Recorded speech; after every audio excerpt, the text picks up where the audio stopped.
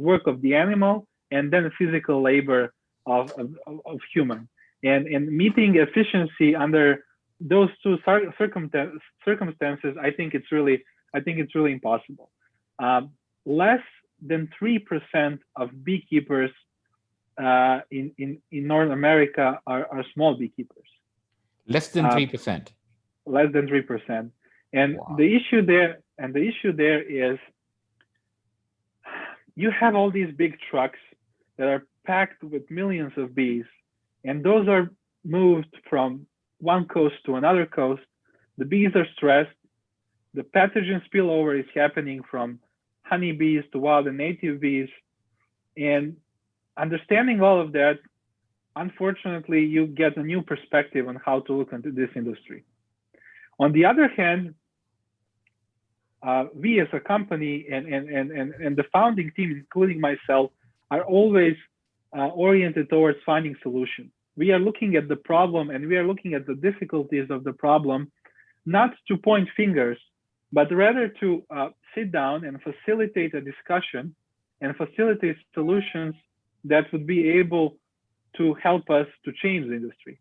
I really love bees and I love honey, but I understand that the part of the evolutionary process is that if we use an animal to get animal product, and if we like it, we don't need to stop having that product anymore, because we know that honey is amazing. We know that the taste is wonderful. When you put a spoonful of honey, it's a delicious taste. It's a delightful moment that you experience at that time. And we think that we should have those moments.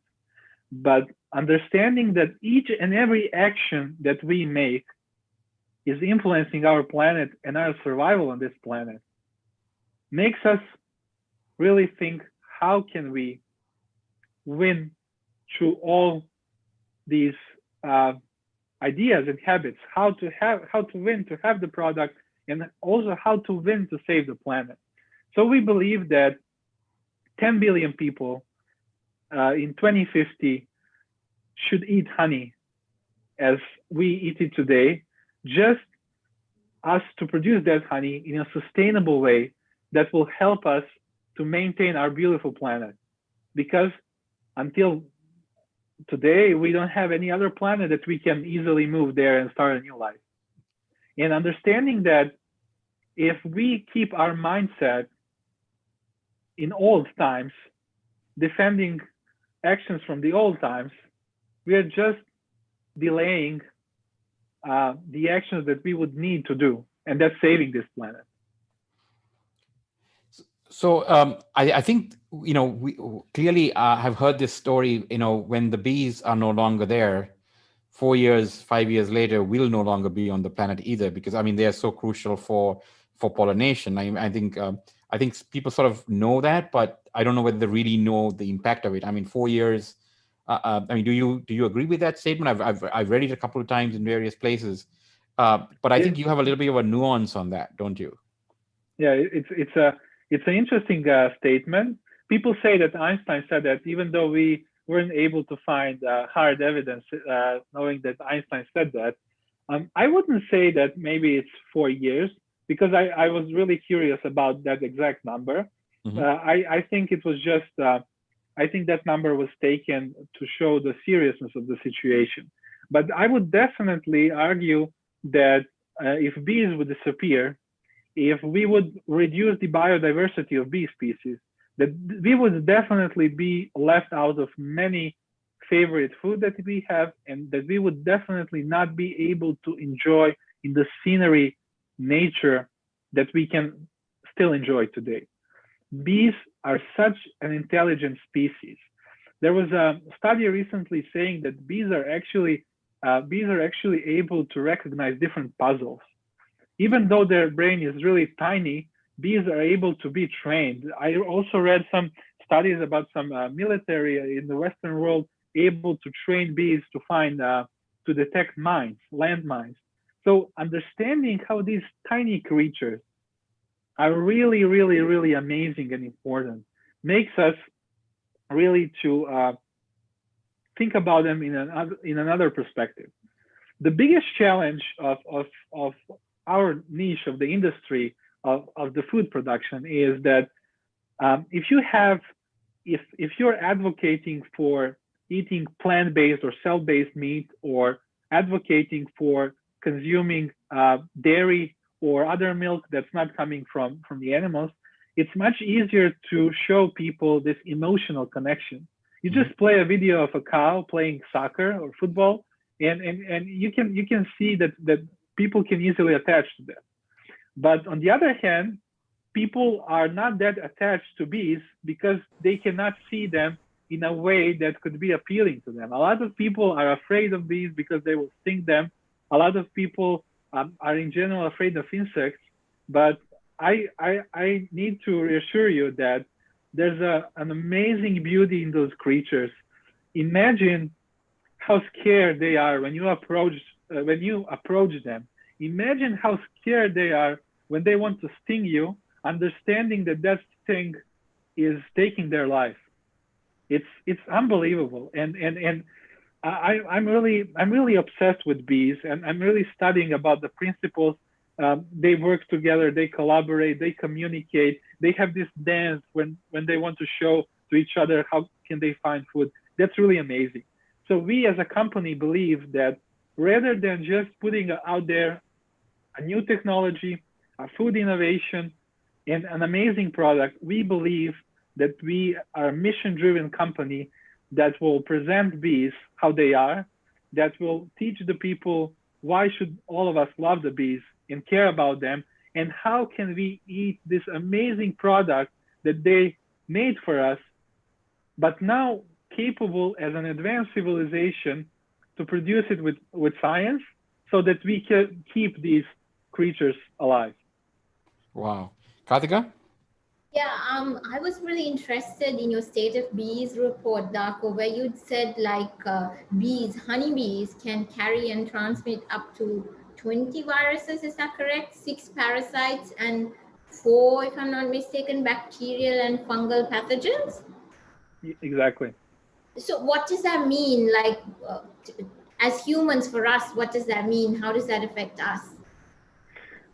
It's again, everything is in that relationship between managed honeybees and wild and native bee species. So with the large number of honeybees that can really bring pathogens to wild and native bees, which are in smaller number, that means that actually with every jar of honey that we eat that's made through commercial beekeeping by honeybees, we somehow help a couple of native bees to extinct. Because we just support the way how this product is produced, and that way of production is unsustainable. So eventually, that would definitely lead us to not having the bees and not having the bee biodiversity.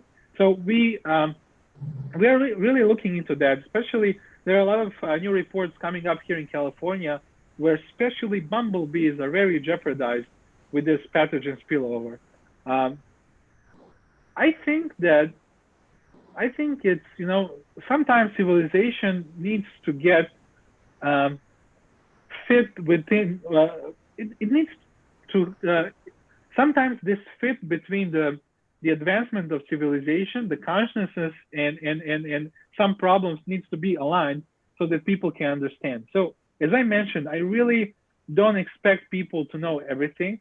We really don't expect that people see this in a way that we see it, because this is the thing that we are really obsessed. We are really getting deep into reports, and also I have a strong connection with bees because I spent the last 8 years in honey industry. That is the industry that I know, and spending almost a decade in the industry, you get to know it. You get to form an opinion about it, and then you get to be surprised with the latest reports, and then you start thinking about your industry in a different way.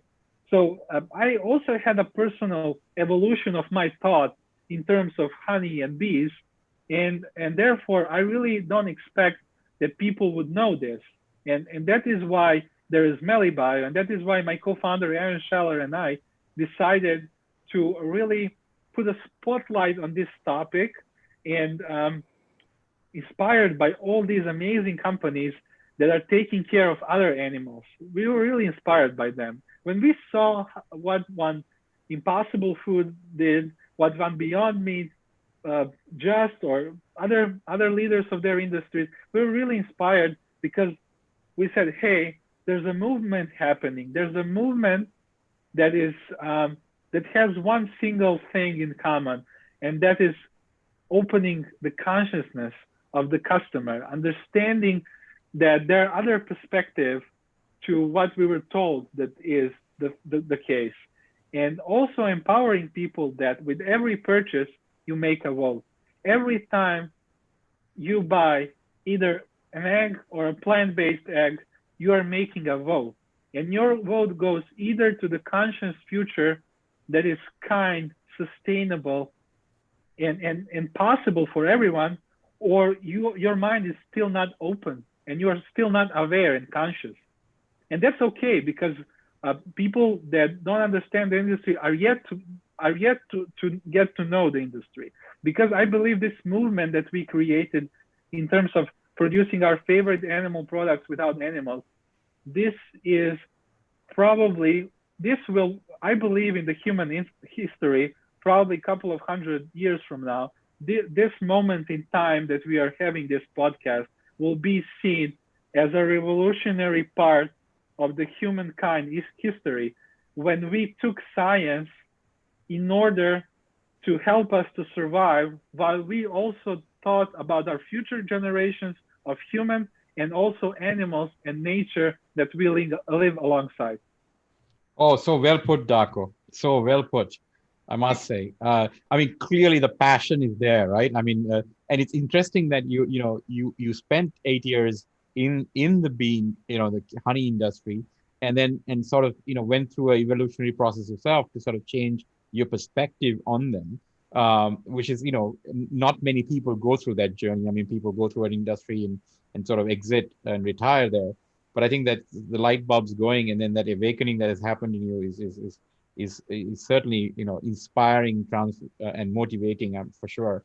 I was kind of keen to understand from you the actual parasites and the pathogens that the bees are honeybees, Apis mellifera, I guess, right? Mellifera, yeah.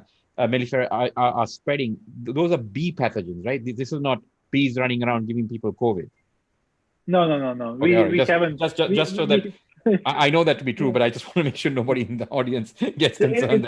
It's a great question and concern. I mean, like, we've seen what an intersection between animals and humans brought us, and this is an amazing time when actually I think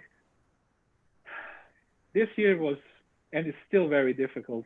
And I think finally we came to a realization and conclusion that one act of one single person can really,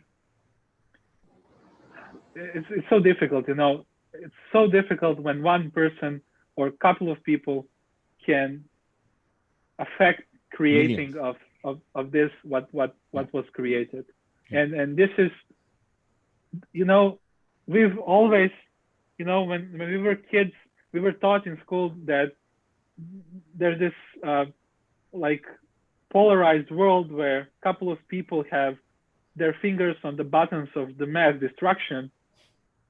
And I would say that the children of today would be taught that our mouths and what we put in them are kind of even more deadlier weapons of mass destruction that can really make a difference. And I really urge to everyone to be open to take into account that some things, it's natural that some things are not communicated to us in a proper way in terms of the society where we grew up, the education we had, in terms of the views that we inherited from our parents, family, friends, the street where we grew up, but understanding that each and every one of us has a responsibility towards the people you love around yourself, towards you and your life, that we stay educated, that we learn, that we open our minds. For me, sometimes it's really difficult to understand. We appreciate, for example, that taste is the king, right. and we really appreciate that because I believe in that as well. But on the other hand, I also believe that survival is actually the king. Yeah. What are we going to taste 100 years from now if we don't survive? Right. So to all people concerning that their favorite animal products are not tasting in the alternatively produced way, either plant-based or through other ways, I want to send a message that companies know that everyone is following that familiar taste, and we are working on it. On the other hand, your support and understanding that we have survival that is more important than taste, to understand and respect that we will get to the taste with more and more people giving chances to new companies and new brands, changing the world, voting with your dollars, euros, rupee or lira, whatever, you are helping those companies to innovate, to grow, and to satisfy your taste and save the planet. Oh, well put. Well put. Darko, so it's eloquently put, passionately put, and I so agree. I mean, I was just thinking, reflecting as you were talking, if we eat ourselves into extinction, I mean, how are you going to explain that to somebody? Like saying, hey, there was a species called humans and they just ate everything because they couldn't, they were driven by their taste buds so much that they just ate the planet out essentially and killed themselves in the process. Right. I mean, that seems very stupid for people who've, put, men into space and are talking about being an interplanetary species and going to Mars. Well, great. But if you eat yourself out into extinction, none of that will matter because all that brain power means zero. Right. So I think what you're doing here with science. Right. So let's sort of decouple this a bit. So, I mean, I think, I highly recommend people read the State of Bees report, right? I think that it's beautifully illustrated. It's simply written. There's no scientific jargon in there. I mean, it's an eye opener. I will make it available for anybody interested on our website as well as on this recording. So we'll definitely make that available. But I mean, I learned a ton, and I consider myself quite educated in terms of these alternative, forms of diet and food. So I learned a lot. So I can highly recommend that everybody read that. I think it's an illuminating document in its own right. It's not very long and it's colorfully presented. It's very easy. You can even share it with your kids. I think it's a wonderful piece of information, right?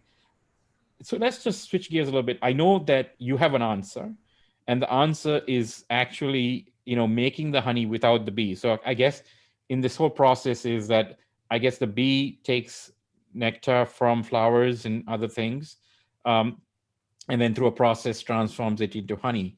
So you're taking the bee out of the equation, so the bee can go back to being a bee, right? Bee pollinators, right? For example, I think you said the super pollinators are the sweet bees, the mason bees, the minor bees, and the bumblebees. So I learned about 3 additional bees, addition to the bumblebee that I'd never known about. So these are better pollinators, much better pollinators than honeybees, right? So if you were to really talk about pollination, then we should be promoting those bees, not the honeybee. So what you're trying to do with MeliBio is exactly what? When you say you're taking the bee out of the equation, this is not cell-based thing. You're not trying to make the bee, the honey inside the bee, like some of our people are doing for breast milk, for example. This is something completely different, right? So as much as you can reveal, and I understand you're in the middle of R&D, so there are stuff that you can't commercially discuss in the open. As much as you can, give our audience a sense of what is it that you're using. And I know it's a revolutionary, so please, whatever you can share would be appreciated. Thank you for that question, Lavindra. I would just take a small step back just to also mention, people ask us, but bees, they love to produce honey. What would they do if we wouldn't take that excess honey from them and like consume it. Actually, that's not the case. The honey production is taking all the honey from bees and giving them sugar and water and maybe a little bit honey over the winter so that they can survive. So there wouldn't be excess honey if bees would just produce what they need for themselves. And that's the case. That's the thing that we really need to question. You know, it's not that cows would sit down and be limited somewhere and give milk every day, or bees would give honey, or it's not that case. And we need to rethink that relationship with animals. In terms of our science, our goal and what really wakes us up in the morning and stays and helps us stay awake in late evening, we are not settled until we produce honey that is indistinguishable from bee-made honey in terms of delicious taste, in terms of amazing unique texture, and in terms of fantastic functional benefits. So we are making real honey just without the bees, with the help of science, with the help of our technology that we are developing on that is based on the latest advancements of synthetic biology. And this reminds me of the video that I saw yesterday about Jeff Bezos talking about, you mentioned the space travel and going to other planets. And he said one really powerful thing, and that is the future generations will build our existence beyond this planet. But it is up to us as the current generation to build that infrastructure. Because of the infrastructure that we have now, we have this live podcast, which was much easier to organize than 5 years ago, when we would need to purchase some equipment, then we would need to purchase some expensive software. And that is what infrastructure is doing. And we see synthetic biology and the advancements there as this amazing infrastructure that is yet to empower people. I guarantee this. I know that probably Ryan Betancourt is a better person to talk about this, but I think when he mentions, and I totally agree, that biology and the advancements that we have now is probably compared to where some internet companies and online companies were in 95, 96, 97. We are yet to see the amazing results of the advancement of the humankind and civilization that will help us to use science to do good to people, to animals, to be efficient, to be affordable, to be accessible to everyone. I don't like when people say honey is premium. I don't like that, because in a way that shows respect to the high quality of the product. But premium is kind of limiting. It's limiting in terms of, hey, only a certain number of people can afford it. MeliBio wants to bring this premium product to everyone, to 10 billion people that will exist in this planet in 2050, and that would require to have their diet full of functional products. And where would you be able to find a better functional sweetener than honey? But honey produced by the bees wouldn't be accessible, maybe not even to 1 billion people. Look at Manuka, look at these honeys that are really amazing. They cost $100 per pound. We believe. I have an interesting fact for you on Manuka. I just found. So Manuka is, hundreds of dollars, and it's crazy, right?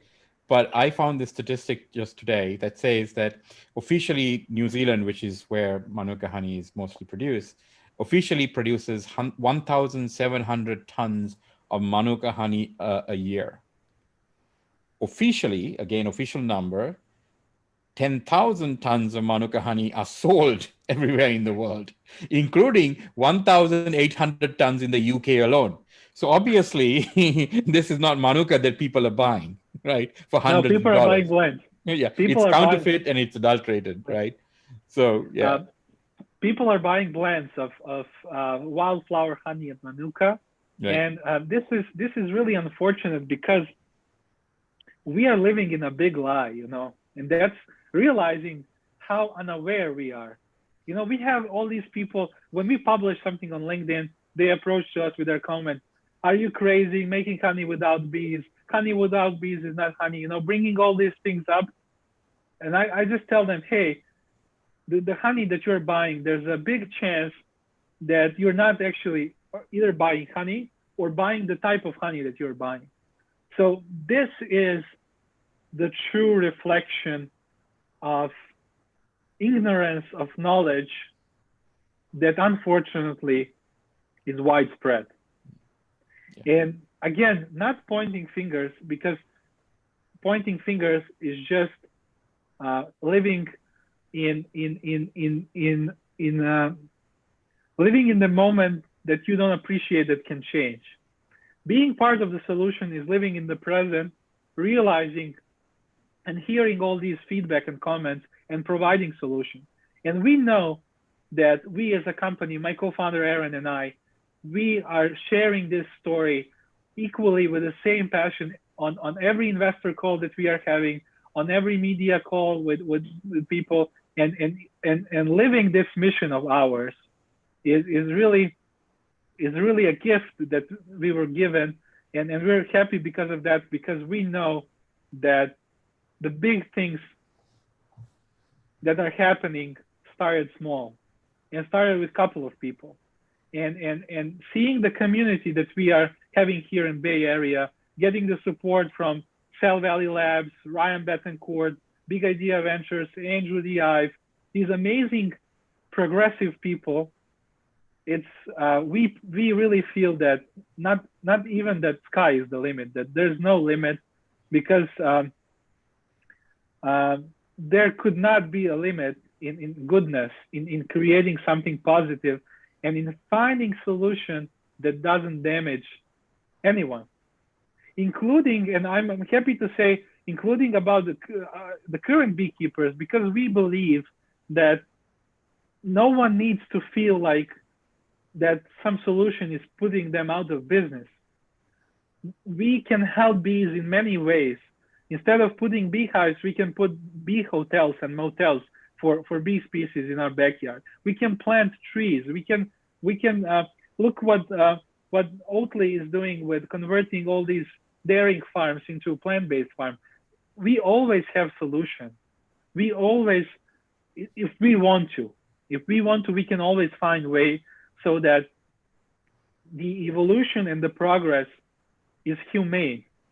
Yeah. But if we reject the evolution, the progress, we are just we are just standing still, and you know, the Earth is spinning, the other planets are spinning, and we are standing still. It's not possible.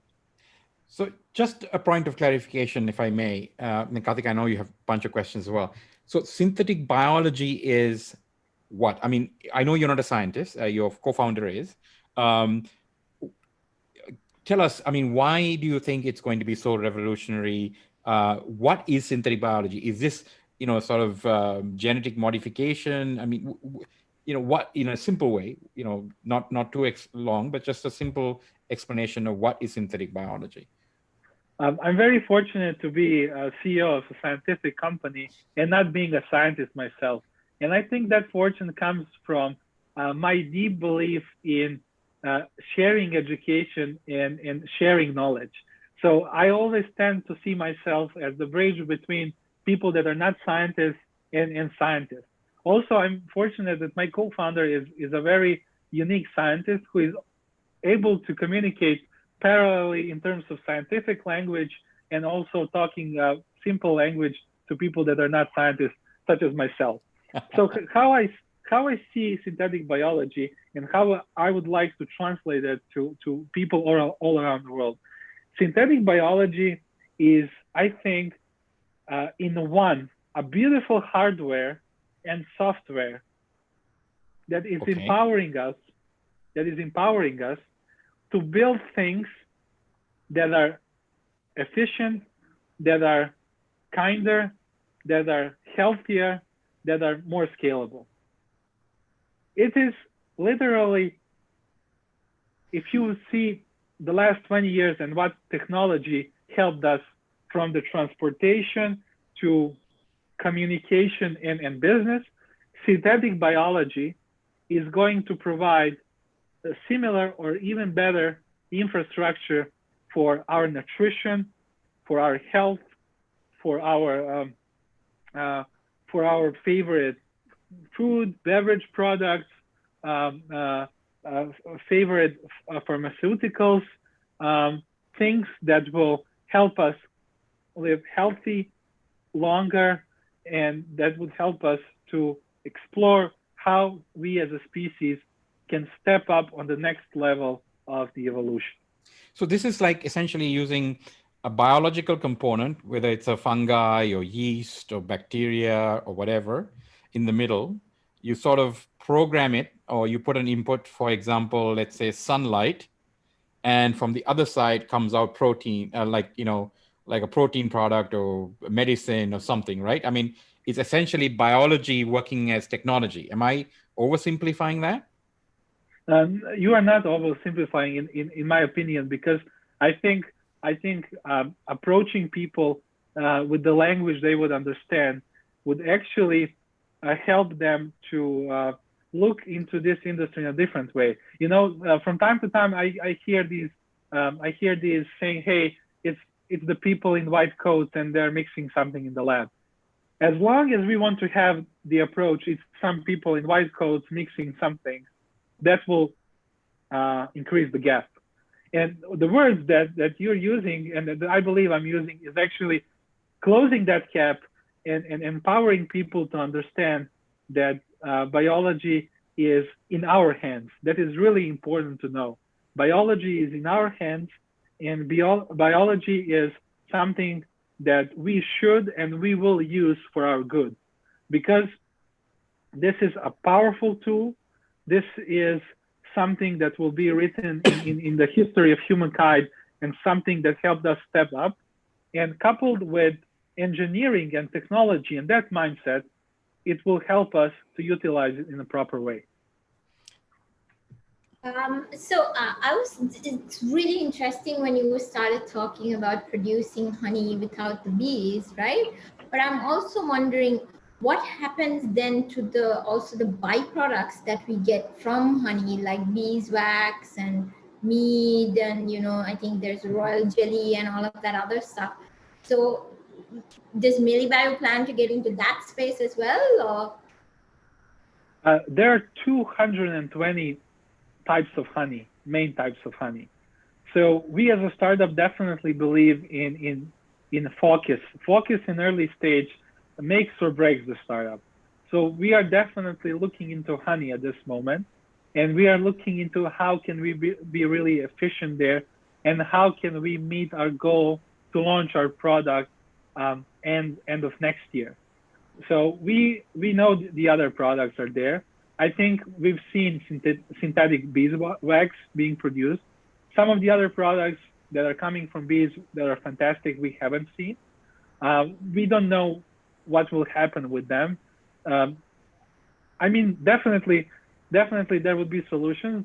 We will see how we will engage with other products, but we are definitely focused on honey, because it's a very complex product. It will take time to perfect it. It will take a lot of resources to get there, but with the right support and with people that believe that this is an important topic as we do, I think we will get there. I'm really aware. I read about all these other products. I read about the bee venom and what's about the study that there's a possible positive effect in using bee venom and breast cancer. I really think that bees are unbelievable creatures. I wouldn't be surprised that we keep discovering more and more new things about the benefits of their product. We as a company are definitely following that space, but we are not parallelly working on different products, because that's not impossible in this stage of ours. So just to be clear, so the product you're producing is in every sense without the bee. So it's I'm assuming vegan. There's no animal involved in the process or animal products involved in the process, because I know you're vegan, as are the two of us. So essentially, this is no animal products. This is just like the real honey, right? I mean, it's got all the potential medicinal properties, the micronutrients, right? This is almost indistinguishable from honey produced by a bee and honey produced by MeliBio. Am I correct? You are correct. You just used one word that we would love to eliminate down the road with our R&D process, the word almost. So our goal is not to have that word almost, because we want to make it as bee make it, and down the road we are looking into also making it even better. And people ask me, what means even better? Honey is awesome. Honey is awesome, and some of the micronutrients that are there are super powerful. We are also thinking about how can we look into honey and in some terms make it even better. So that's also our goal. So enhancing or increasing the potency or the availability of a particular nutrient as well. Sorry, Katka. No, that's fine. I love it. So I remember just going back, you said people say that honey is a premium product, but MeliBio really wants to make sure you give honey to all of the 10 billion people that are going to be in the planet. Does that mean it's going to be at a different price point in terms of, like, it will be priced for a common man's wallet? Not only that it will be priced for common man's wallet, but it will be significantly lower than bee-made honey, and it will be so widely accessible that I think people wouldn't be needing to look into more affordable solutions, because we'll deliver the highest quality at the price that will be competitive. We believe that people will really not be needing to look into other sweeteners to use them for delightful moments of pure indulgence of the great taste that comes with amazing functional benefits, and with the peace of mind and soul that you are consuming product that is vegan and that doesn't include animals or animal work. So going back to Manuka a little bit. So can you actually make a Manuka honey? Because is one of the inputs into your process, and if it's commercial in confidence, don't tell me, is actually the flowers that and then other things that the bees get their nectar from, and so you could essentially create Manuka by having, I guess, the plant or tree there, or is that something you can do, or is this something else? We are looking into Manuka honey, and Manuka honey is really something that is really special. A lot of people are getting familiar with Manuka, and Manuka is a tea plant that grows in mainly limited parts of New Zealand and Australia. A lot of these parts are under control of indigenous communities, Maori communities living there.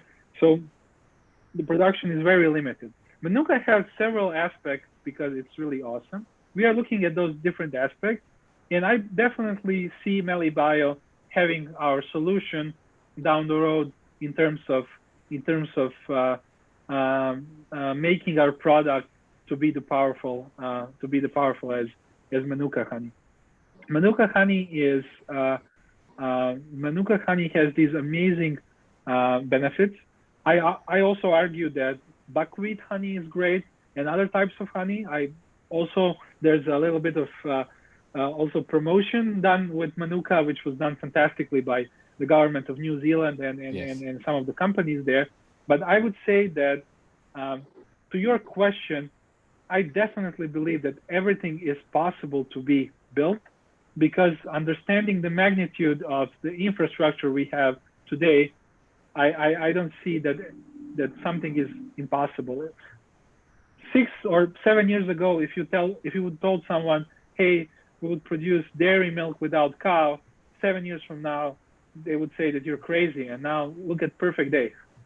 So it's everything is possible. It's just, in my opinion, that you need a great alignment of people, resources, and time, with a clear communication, with a clearly communicated message. If all of these things are aligned, I believe everything is possible. The industry that we are currently in is not a usual industry. You know, I can split my investor calls between people that are investors and generalists and understand several industries and the challenges of each and every one of them. And on the other side, the investors that are really supporting this space. So for the people that are not understanding this space, I strongly encourage you to understand that this is not an industry like any from before in terms of the phase of development and in terms of knowing things. You know, in this space of ours, it's really common that a lot of things ahead of you in terms of scaling, you're yet to discover. So I'm really happy that with this mindset, we are actually staying open to see how things can play down the road. It's not you build a house so you understand that you need a plot, you need a foundation to dig it, to fill it with concrete, you need to add bricks. Everything is not clear in that way, in that sense. But with more and more players joining the space and giving their view and perspective on the industries, I think we are building a common knowledge that helps building that infrastructure. And when the resources in terms of money and time come, I think that it's just matter of a couple of years until we get to the fullest level of achievement and realizing that synthetic biology is changing our daily lives and making it better. Wow. Sorry, I just have an observation because, I mean, we featured a lot of companies, obviously, Lavi, on the show. And one of the sort of the hurdles that companies such as, cell-based companies and vegan companies face is that it's like a lifestyle choice. Most people can't afford to have it. What's different about what you're proposing is everyone can afford to have it. I come from I have an interesting family background and story, and Please. When I was a kid, I remember that we weren't able to afford a lot of products that we wanted to have, and I remember that going into a supermarket with our parents when we were really young, we realized that we cannot just be the kids that take the product out of the shelf and put it in the basket and because our parents wouldn't be able to afford it. And I remember that time it is really strongly built in within myself. So what really moves me is that the work that Aaron and I are doing, supported by the team, is actually the work that will be able to empower everyone. We believe that everyone should eat nutritious food. We believe that everyone should consume tasty food that's beyond the taste, that comes with functionalities. So understanding that, yes, you can be a premium brand or premium company and build around the lifestyle.